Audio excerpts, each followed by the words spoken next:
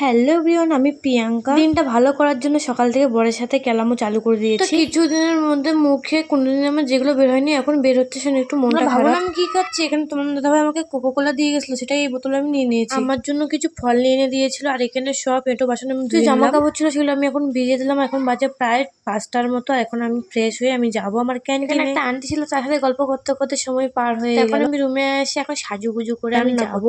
চলো আজকে কি রান্না করে রান্না বান্না কমপ্লিট করে নিয়ে একেবারেই এখন রাতে আমি কথা বলছি তোমাদের সাথে। প্রায় 9টার কাছাকাছি বাজে, আর একটু পরে আমরা খাওয়া দাওয়া করে শুয়ে পড়ব। কিছুক্ষণ তোমার দাদা ভাইয়ের সাথে একটু আড্ডা মারে নিলাম। তারপর এখানে আমার খাওয়া হয়ে গেছিল, আগে তোমার দাদা ভাই পরে খেলো। সেখানে একটু বাসন সব আমি পরিষ্কার করে বিছানাটা করে নিলাম। ভালো জায়গায় থাকি না কেন, মর্টিন না জানালে থাকা যায় না। করে রাতে একটু বেনুনি করে নিলাম। পা গেলে দেখছো কি অবস্থা হয়েছে, কার কার এরকম হয়েছে একটু কমেন্টে জানাও, আর কি করলে ভালো হবে একটু বলো।